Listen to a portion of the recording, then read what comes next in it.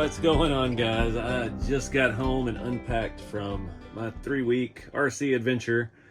I am beat, but we got to keep going. So I've got to put all this stuff up. This is things that I was given and picked up over the last few weeks, as well as some stuff that I ordered that came in right before or while I was gone. So we try to go in order. I've got so much stuff to cover, so much cool stuff. Thanks to everybody who come out and hung out at the booth and showed me your builds. And yeah, I'm exhausted. So I spent the last week, if you remember, I started out going to Texas Crawlfest. That was huge. It was about 500 people this year. And then came home for 2 days and turned around and went to Kentucky for Beat the Creek, which was even huger. I spent the week after Beat the Creek in Kentucky at Juicebox Hobbies. That's where some of this stuff came from, sponsored by Juicebox Hobbies. Yeah, me and Jeremy did some trading, and picked up some parts and stuff I needed as well. And I got to support my buddy and his little hobby shop out there. So if you're in the southern Kentucky area, be sure to check out Juicebox Hobbies. The 1RC racing stuff is so much fun. It's a good, cheap way to get into RC and get out and have some fun and talk some smack with your buddies. So let me figure out how to do all this and we'll get started. All right, we'll start with some small stuff. This came from my buddy David Fezelaire. I'm not sure how you say his name. Been talking to him for a long time. He actually laser cut these mirrors. This is, I think, stainless steel. These are the mirrors for the Traxxas mirrors for my blue truck. So I just got to polish those up a little bit and replace that ugly tape that I put in. As well as some other cool stuff. We've got like seat belt brackets, license plate frame. I'm going to polish up this caution piece for the fan shroud in that truck, or I think in the red truck. Nitrous bottle holder. Some really cool stuff here. Not sure what those little keyholes. Looks like the piece of a steering wheel center. Very cool. That stuff came right before I left for the first event. I hadn't had a chance to look at it yet. Where am I going? Oh, the other stuff I ordered that came in late. Took me 6 weeks. I got my new 3D scale part wheels. These are bigs and littles of the artillery style with the chrome ring. The back comes off and you can paint it. It has smooth caps as well. I'm not sure yet what these are going to go on. We'll see. I've got some secret builds in the works. Also from them, I got a set of the 26s, and they are massive. These are all like resin prints. He molds the tires. You just can't find stuff like this, so it's pretty cool. These are very wide in the back with a very deep lip. It's gonna be very challenging to put them on a shop truck chassis or anything without doing a custom with rear axle, I'm thinking. I've seen some folks in our Facebook group trying, so we'll see what they come up with. That's what's cool about all these shop trucks, is they're been done so many different ways, so many different styles. People are trying different tires and wheels and all this craziness, and I love it. So let me go put some of this stuff away. I'm gonna do that as we go. During the video, I'm gonna organize the shop a little bit. So I think at Crawlfest I got this stuff. I can't even remember anymore. Old Sun RC, remember Old Sun with the tan step side? Awesome builder. I got to hang out with him and his boys down at Crawlfest. This is a functional ratchet strap, and these come like the mirrors that we're putting on the Scottsdales and stuff. That comes on a flat laser cut piece of metal, and you have to break them free and bend them into shape and do all this tiny stuff. And he gave me one of these. It's super cool. I'm scared to open it because you know how ratchet straps do, even in scale size. I'm guessing in a video recently I kept talking about shocks, so I got a lot of shocks. These are, not sure what. I thought it said on there. I don't know. I got two sets of those, and there's some element parts, or incision shocks. That's what these are. These I think are actually going to be perfect to replace on Old Red. Old Red's got the leaky SCX10 shocks, so may use some of those on that. Also, I didn't know, I'm not, you know me, I'm not a big comp guy. Someone gave me a set of these. They're juicy, I think, or pricey shocks, not juicy. From Australia, and they're kind of a droop style shock. Very nice quality looking stuff. I'm not sure what to do with them yet, but it's just cool to have stuff like that sitting in all my bins, all my parts, because I will find a use for them. Also, some Vanquish Method 310 wheels. It has brass on some of them and scale hardware, scaled disc brakes. These are super cool looking wheel. I was thinking, only rig I have that's more serious of a crawler is the Ecto, and it already has some custom wheels on it. But again, I like having all that stuff just laying around. You never know what you'll find a use for. So the elephant in the room, old son's son, the Styrene Neophyte on Instagram. He's got the Jeep Comanche, the blue one. You've probably seen the videos. It has a giant green canoe on top, and it has inner tubes in the back that everyone touches because they look like they're actually inflated, and they are not. He brought me an unfinished canoe, and this is all resin printed. Just needs a little more filling and sanding and painting. I don't have a clue when I'm gonna put this on. It even has the seats and things to go in it, but it's just super cool. When somebody's a very skilled builder and they give you a gift, you definitely appreciate it. So I'm glad I made it home without damaging it. I don't know, it's so big, like it's hard to proportion that, but you see canoes, like I've got one on I had one on one of my rigs, but it was a little toy one, and I painted it and tried to fix it up, but it was very undersized, I guess. If you think about it, you think about the size of a figure would be in one of these TF2s. I mean, you could get 3 or 4 people in here, so that makes sense. But again, I'm terrible with names. I've probably met in the last 3 weeks, probably at least person to person, 1,000 people. Somebody brought me this. It's an Awesome Designs sedan delivery. It's a different file. It prints in 2 pieces. I've never had one of these before. These files are available, I believe, through Jason on his My Mini Factory page as well. This one has been modified a lot on the inside. It's got a little bit more structure. I'm not sure if that's how it comes. It even has a firewall. So definitely something we can play with down the line. So I've talked about it before in some of the shock truck videos. It's a new member of our Facebook group for the trucks and the rat rods. It's Brad Edwards. And he actually came up to Beat the Creek, got to meet him in person. He asked me before he left if I needed anything, and he's making all these little step notches and stuff for or C-notches for the shop trucks. So I was like, I could use a couple of those. So he brought me a box with all kinds of stuff in it. He is the one making the floor pan and the firewalls for the rat rods now as well. Plus tons of other stuff. He's got a fuel cell system, battery box for the rat rod, bolts in between the chassis rails. What else? He's making roll pans. I've got a smoothie one I'm really excited to use.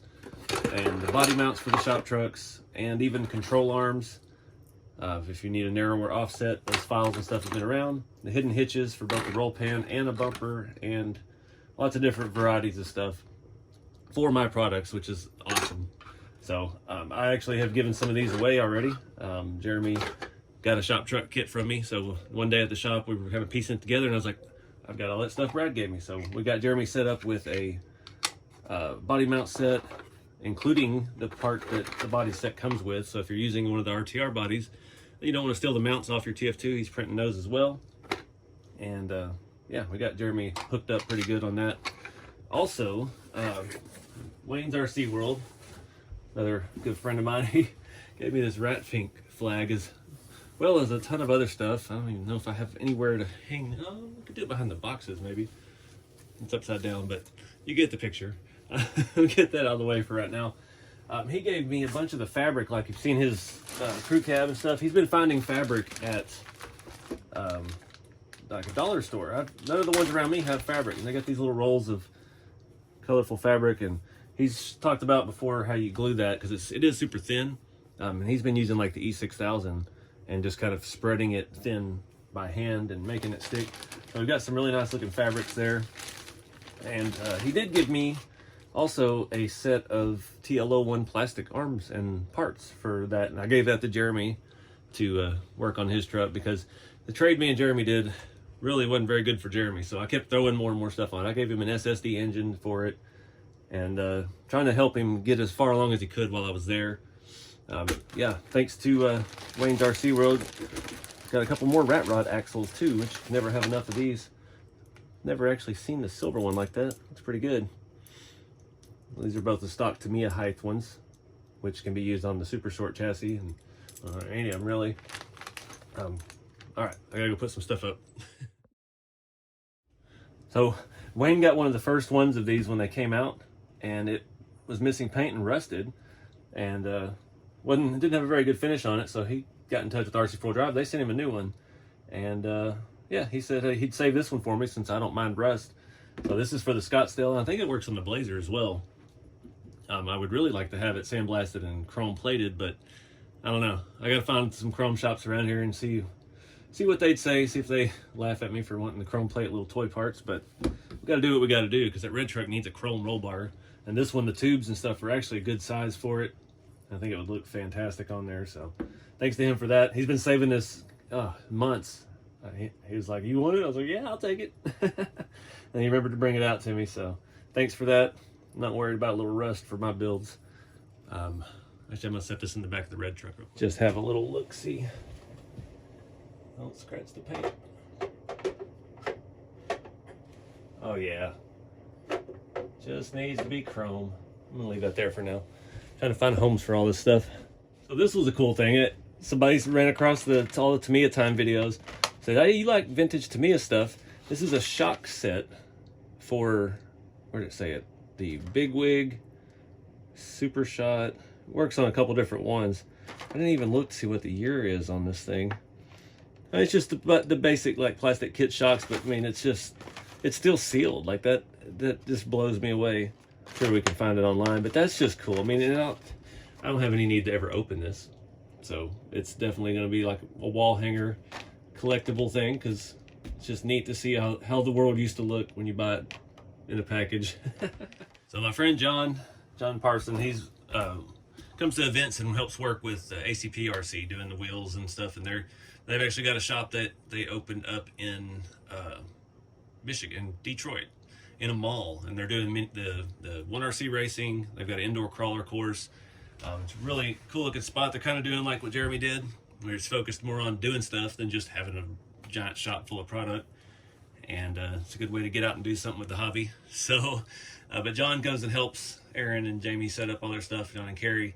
And he brought me a Dale Earnhardt 6/1/6 scale Team Realtree camo collection figure. And part of the deal was he brought it to me first, and then he wanted to see Jeremy's reaction, because Jeremy's a big, huge Dale Earnhardt fan too.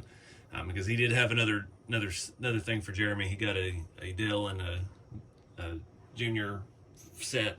So I thought that was cool. I don't know, it would look so good in one of those 6 scale Jeep conversions with 2 2s on it, but I don't know. I thought that was pretty cool though. Thanks to him for that. We actually stayed, me and Jeremy's family, and John and Carrie and Aaron and Jamie stayed at an Airbnb together. We had this beautiful farmhouse out in the middle of nowhere, and it was a good time. So another funny one, Chris, I believe it was Chris. I got so many people at Crawlfest. I guess that video had just gone live where I was trying to use a micro drill bit with a micro pair of vice grips. And everybody's like, "You need a pin vise." I got that comment 100 times. "You need a pin vise. You need a pin vise." At Crawlfest, people were coming up to me saying, "Hey, that thing you need is a pin vise," because I couldn't remember what it was called. And then Chris came up to me at Beat the Creek first day and gave me a pin vise set. It's got a nice metal handle. So it's that kind of stuff is really cool, because that's going to help me in the future a lot. I know it. Thanks to him for that. It's like, "Here, idiot, use the right tool." I'll put that over here by my tool bin for now. I'll make a spot for it in I have a separate scale toolbox. So, yeah. Got a 23 RC patch. A lot of people do patch trades. I was new to that. It happened last year to me a couple times. I was like, "That's cool, yeah, I did it." It's a neat patch. Add it to some of my bags. I really need to find a new way to display them. I need more walls. I need a display room now. All right, so moving on. Excuse me. I got a year's supply of K&K spacer kits. This year I only got black. Last year I was thinking about drifting, so I grabbed a bunch of fun colors, and I haven't used those as much. I use them when I'm prototyping the kits, so I can see clearly what size they are and everything. But yeah, just for building, these are 60-piece sets. The most important piece of the puzzle, the Bauhaus tool. So I picked up another one, and they did replace the tip on my original one. it's stuck in there. But these are the same tool. Helios and Bauhaus are kind of like sister companies. Helios batteries, which I've been using for years. Bauhaus makes the 3D printed stuff, the skid plates that we use on the TF2s a lot. And they make this awesome tool. And this tool is awesome because you can also take your bits out and use them in a regular size driver, like my Makita 18 volts. All that will snap right in and make things a lot quicker for you. And just takes a little getting used to it. I've been using Makita's manufacturing for over a decade, and I get a good feel for it. So I broke my tip using it as a pry bar, so take that for what it is. But I want another one of these because they are a really good tool. Got a strong magnet. They don't have any nut driver for your wheels. I believe the Reefs tool has a nut driver. These come with a Phillips head, which for me, it's Tamiya stuff, so that's why I like that. So I figured I'd get a different color, mix it up, and like I said, they did give me the one I was missing, or I had missing, like I lost it. The one I destroyed, being stupid. So, yeah. And somebody was telling me this is actually, they use this as a trail kit. You keep your driver in there, you take this part out, and you keep some hardware and body clips and whatever, and you just carry this in your bag on the trail, and you're good to go. But yeah, I almost forgot. I actually had some of you guys come up to me at the booth. Did you get your Bauhaus tool yet? I was like, no, I flat forgot. So thanks to whoever it was that reminded me about that, because I would have been very sad if I had not gotten one while I was there. I was at Jeremy's shop. I think I broke a shock on my 1RC car, my Dale Asphalt Modified. And so I bought another set of shocks from Jeremy to fix that. I don't think I broke it racing. I was having a hard time driving it. I was getting frustrated, and I think the shock was broke. And it was because I carried it in a bag in the back of the truck, and I think it got crushed at one point. Yeah, just broke one of the shocks at the top. So got another set of those. I did not feel like at the end of the 3-week journey to sitting at Jeremy's shop, I didn't feel like tearing that car apart. You got to remove a little bit of the body to get to the shocks on it. So that'll be a future project. I got one of these Micro 99 in brass, just kind of cool. We'll use it in the videos and stuff, add a little splash of color. But this comes along with something else. I'm going to be offering Reefs 99s in my store now. So basically I'm becoming a dealer for Reef. I just made my first order, and we'll get it up on the website and make an announcement then. But little sneak peek, and I got me a little shiny one because everybody, Reef stuff's like jewelry. I don't know, I don't get it. When we were sitting at Jeremy's shop Thursday watching Reef's live show, a customer came in, and it was his wife's car needed a servo. They got a Reefs, and she's like, I don't even need flowers for Mother's Day. This is like jewelry. So even the women understand Reef's marketing. So that was kind of funny, actually. I was on the live chat and like, hey, Jeremy just sold a servo. Anyway, I'm rambling. I've already done all this stuff. Moving on. So this place I had never heard of, the Pit Crawl Zone. He had a bunch of scale stuff, and since Joe at Beat the Creek's daughter, she's not really making scale stuff anymore. I used to get all my little scale packs of cigarettes and little things from her. Yeah, so he had a bunch of scale cigarettes. So now I'll put those back in my bin, and as we build cars, we can throw a pack of cigarettes here in the seat. And he actually saw in the video, and I talked about it a while back. We've got Bob back here, and I have these touring cars, Hot Wheels. And I was like, man, that'd be awesome to make a little course on the track and on the shop floor, blue tape, and have Bob holding a remote. Well, I didn't have a scale remote. So he actually remembered that and gave me a scale remote for Bob so he can drive his cars in the scale shop. So shout out to him for that. That was awesome. This is going to be kind of fun. It's going to make a really good Instagram post. What else? Some random scales. Somebody was selling stuff. Got a can of Pringles. We got some Crawler Cult stuff. We got some Crocs just because. Got a rubber chicken, just so I can have Bob holding it by the neck in the shop. And this might be a jug of pee. It actually has a liquid in it. They've got their stuff now. They've got some bottles that actually have liquid in it. I thought that was too cool. I got a bunch of stickers from Crawler Cult too. We got the NASCAR set. We've got Shake and Bake somewhere on here. Earnhardt.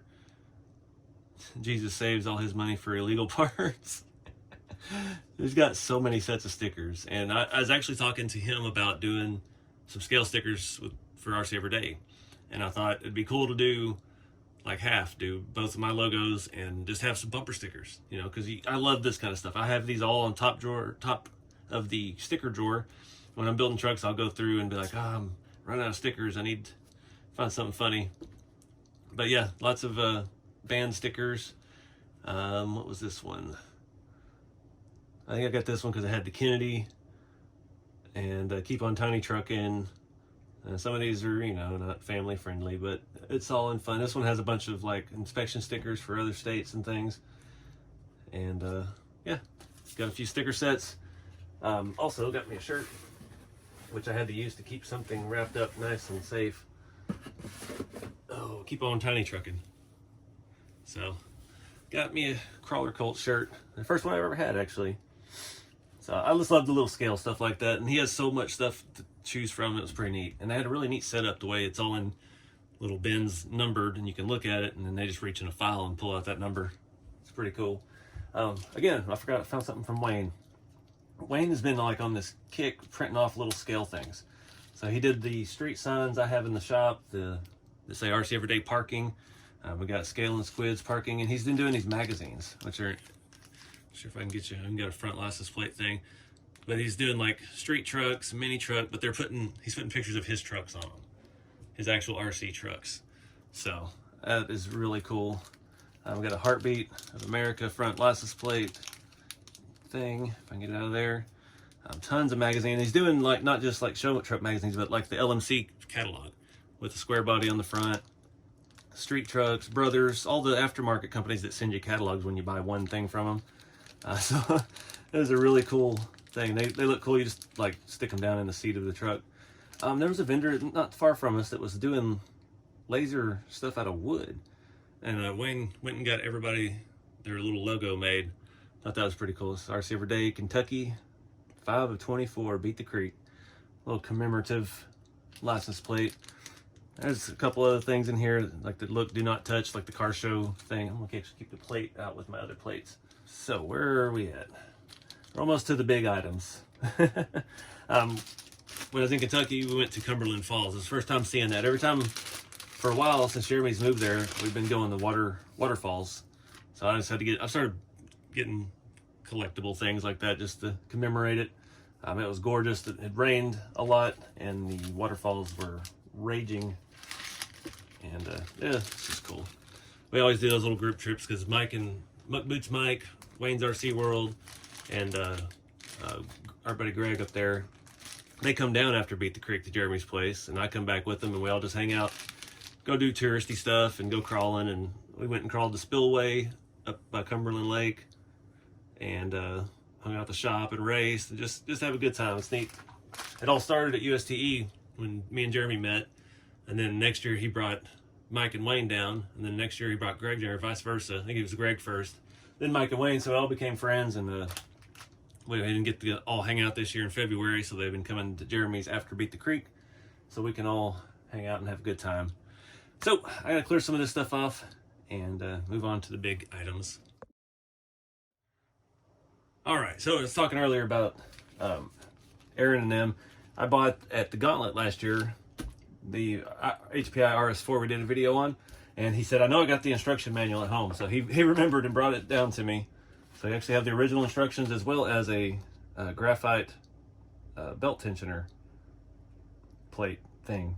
So I haven't messed with one of these in so long, I don't have a clue. But again, another cool vintage part, sealed in the bag. Very neat. Thanks, buddy. Thank you, Aaron, for remembering to bring that, because I'd forgotten completely. Jeremy had these on the shelf. I picked them up. Another set of the RC4 Drive Rock Stompers. Great looking bogger type tire. They look great on the square bodies. So I got one set, and they're on some white steelies. I've had them for about 12 years now. And yeah, I don't know what wheels or what anything, but it's something else I wanted to stock the shelf with. And if anybody's wondering, these are 155s. They're part number Z-T0007. I wonder if that means they were the 7th tire they ever designed, because they've had this design forever. I remember I bought on clearance. It was the Yoda chassis, which was basically the RC 4-wheel drive Bruiser Raptor chassis. It was their version of the Bruiser, and it came with a Lexan body, but it had these tires and wheels on it. That was a long time ago, but yeah, still love them. So our friend Craig, he's with Operation 11 Charlie, Craig Hawkins. He's the Kentucky representative, I guess you call it. Give me some of their local barbecue sauce just to try. I don't know. I mean, I get all kinds of stuff at these events. I haven't tried it yet. It says refrigerated after opening, and I didn't want to have to try to drag it home unrefrigerated from Owensburg, Kentucky, Old Hickory Barbecue Inc. So that'll be interesting to try. He was like, I know you got your barbecue things in Texas, but just give it a try and see if you like it. It is very thin. That's not typically the style that I like personally, but most traditional barbecue places, even in Texas, they have a pretty runny sauce. So it's actually making me hungry thinking about barbecue and barbecue sauce now. So we'll have to try it. So another turn of events. I talk to a ton of people online every day. It's just, I can't remember much of it. I talked to this fella, I think it was a few months ago, about trading vintage Tamiya stuff for a rat rod kit. Completely forgot all about it. He walks up with this, and we worked out a deal. I mean, this is cool. So we've got a Skyline body set box for R32 Calsonic Skyline. It's in okay shape. It's got a hole in it, but it is what it is. But we've got this. I'm not going to do a full-fledged Tamiya time right now, but I do want to give this one some love because this body actually looks really nice. It's painted, looks like it's brush painted on the inside, which, you know, it may chip off if they didn't use the right kind of paint, but it doesn't. It's got a little bit of rash here and there. It's in excellent shape overall. It's about how I like them, where it's a good runner. I have one of these bodies already that's absolutely perfect. Looking at it over on the other side. But I don't think either of them are on the right chassis. So this one is on my favorite, the FF01. It does have a broken shock tower. If you've seen any of the content on these, that's very common on these. But this chassis is phenomenal condition. There's not even scratches on the bottom. It had to have been carpet raised. It does have a little bit of modification up here on the bumper. Somebody reinforced it with some foam and some kind of glue and I don't know what, but the car is in absolute pristine condition other than the shock tower broke. But if you remember Ampro Engineering, he's made that whole front of their gearbox. So he's making, or has made, I haven't talked to him in a little bit, just the shock tower for this. The replacement be 3D printed and allow you to fix this problem because it is very common on these. But that was just too good of a deal to pass up. I can't turn down an FF01 if I find one especially clean. It was definitely a fair trade. I was happy with it.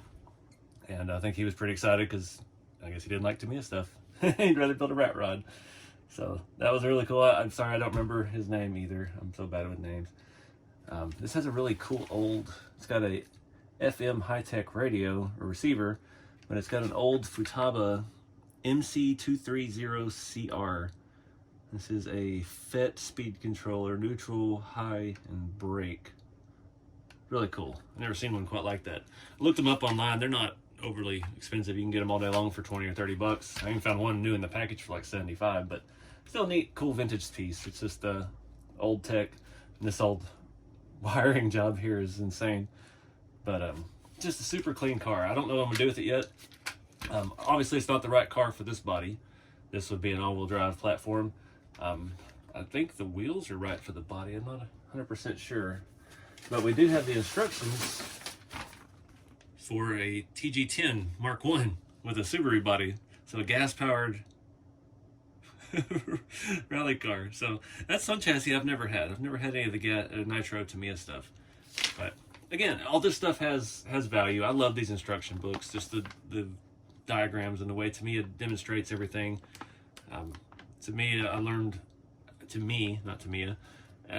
to read from these basically because I had the one from my dad's Wild Willie growing up, and I would flip through it and just look at the schematics and just, you know, you little kid, you like books with pictures. Well, those were technical pictures, and they helped me be technical in life. Bag full of little extra parts, but I mean, yeah, I was sitting there, I was worried because I think it was Saturday and I hadn't sold a whole lot of stuff, and I'm like, oh man, we're gonna lose the shop, you know. I was having one of those moments, and guy walks up with a vintage Tamiya box and he's like, remember me? I was like, maybe. He showed me the car. I was like, all right, I'll definitely do that, because that's right up my alley. So yeah, events are fun for stuff like that. You never know what you're gonna get, what you're gonna see. So I'm definitely not tearing into this today, but I've wanted one of these forever. You know, I've got the lift back here that does not function. It's just static display, and it's been great for years, but I've wanted this forever, and they're expensive. I mean, the retail at the shop was $198. I twisted his arm a little bit on this one because he'd had it since he opened, and there's not a lot of people in his area that are building scale garages yet. They're just now getting into the scale trucks and all of that. So looked at his stuff, and my friend Muck Boots Mike has his, and he actually took the base off and mounted it to the floor of his scale garage. So I think that's the route we're going to take. I want it to look as scale as possible. So we're going to mount to the base of the shop and have the battery and the switch and everything like easy to get to over here on the edge, where I can just flip a switch and make it go up and down, and have a battery where I can easily disconnect it and charge it and all of that.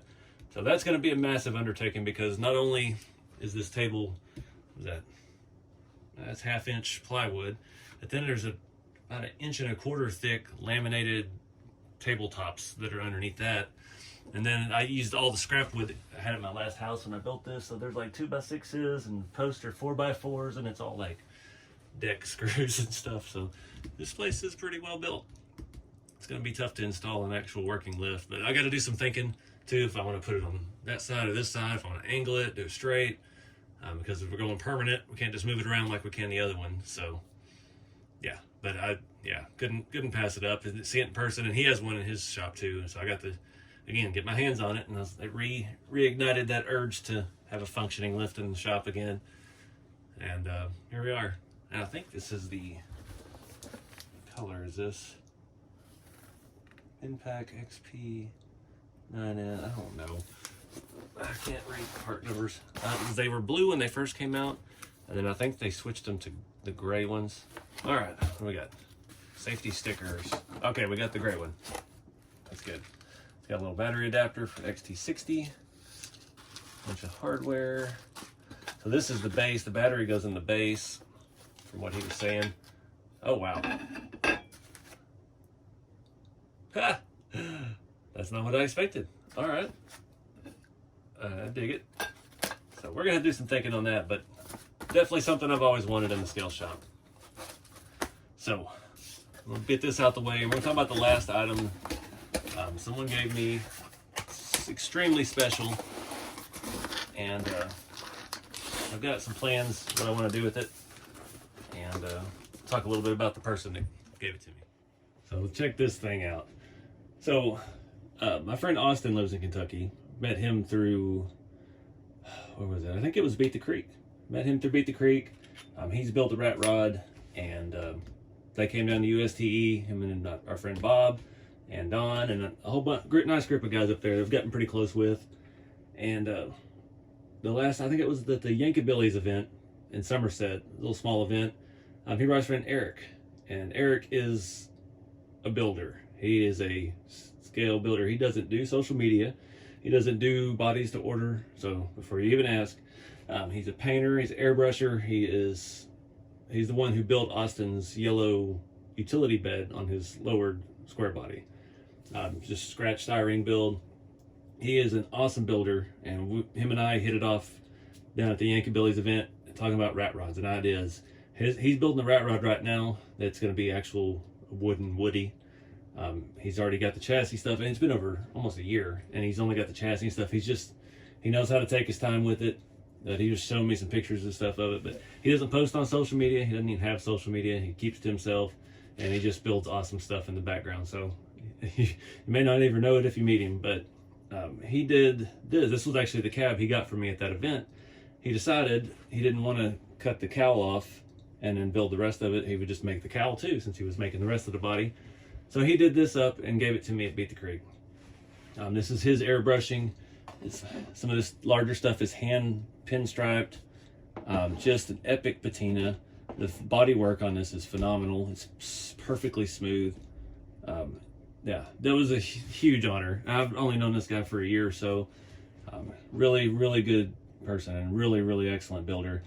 He did a couple of bodies for the giveaways and stuff for Beat the Creek, and did the graffiti theme and the weathering on some of them. And I don't know if you remember from last year's Beat the Creek video, they gave Joe a giant semi-trailer that had the Beat the Creek logo on one side and it has Rocktober on the other, and it was all painted by Eric. It was all graffiti and stuff. So he's a master builder, and for some reason when I go out, all these excellent builders like Old Son and Eric want to be my friends, and it's like it's an honor, because these guys actually have some serious skill. And yeah, when they talk about how they do something, I listen. I do everything short of like recording it and playing it back later. I'm I always had a hard time listening in school, but when somebody's talking about something really interesting, you listen. And I'm definitely not ready to try to airbrush or do anything like that, but just the methods and the thought process that he goes into with his builds, it's right up my alley. On Austin's utility bed, he said the factory one, the picture he was looking at the one he was looking at a picture of, the back tailpiece like was riveted on, so he didn't know what to do. So he had a like a hollow punch, and he just put it on the styrene and hammered it and made the little rings, tiny, we're talking 2 millimeters, that look like pinch welds in the metal of the utility bed. Just silly stuff like that outside the box. Most people don't think. They start looking for a specific type of styrene with that kind of mark on it, or like the certain texture and stuff like that, and he's just gonna hammer and make it. So that's why we hit it off really well, because he's a lot better than I am, but we kind of had the same thought processes on things, and the way he does stuff makes a lot of sense to me. So it's definitely a great resource to try to learn some more with all this. And he did get a shop truck kit too, so we'll see. Him and I had some ideas about that, and I know his execution will be far better than mine would be, so I look forward to seeing what he has coming with that as well. But this thing is just so cool. I mean, the patina on this, just alone back here, is just gorgeous. And he just mixes it, tries stuff. Once you lose that stress of, I have to do this right, then you just roll with it. Like, that's that whole happy accident vibe. And he was like level 10 and I'm like a level 5. So there's always room to improve and aspire to learn some new stuff and just have fun with it. That's what I always say: get out there and do something fun with the hobby. It doesn't mean have to go to events or go to the hobby shop and spend money, but just get out in your shop, get out in your garage, get out in your hobby room, whatever you got, and try to do something that you don't think you can do. And it may not come out perfect the first 10 times, but you'll get better every time. My patina stuff, I just throw in mud at a wall when I first started all that. And there's people out there, Eric included, that their stuff looks 10 times better than my best work. So there's always room for improvement, but you never know unless you try. And I think that's where we're going to wrap this one up. I do have a plan for this. I'm not going to build a full car with it, but I think I'm going to make like a rolling chassis or a mock-up chassis and have it like, I think I may use my prototype rails that are more like traditional 32 rails, and just have it rusty, get it mounted up and set it on the lift, on the new lift now in the shop, and just kind of as a display piece for now. And we'll see where the future takes it if we put it together, make a roller out of it. So anyways, I still haven't found a home for half of this stuff. I didn't mean to come home with so much stuff, and I've got a lot of videos. I think I have 2 videos to edit still, 3 counting this one, all this stuff to put away, and another one to film, which has to be out soon, so stay tuned for that.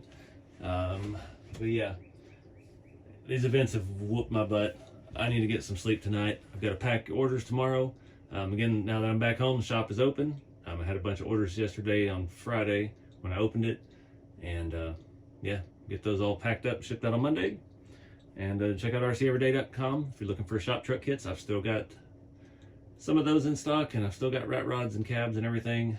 And be adding the Reef servos soon, the micro 99s mainly, because that's the best servo for the buck that fits these. It works rat rods and shop trucks alike. So that's all we're going with for now. I'm not going to offer a full lineup of all of Reefs products, because some of them are just way too expensive and don't need any 6-scale servos anyway. But yep, it's good to get out, good to see everybody. It's gonna be good to sleep in my own bed tonight. So keep it scale, guys. I'll see y'all in the next one.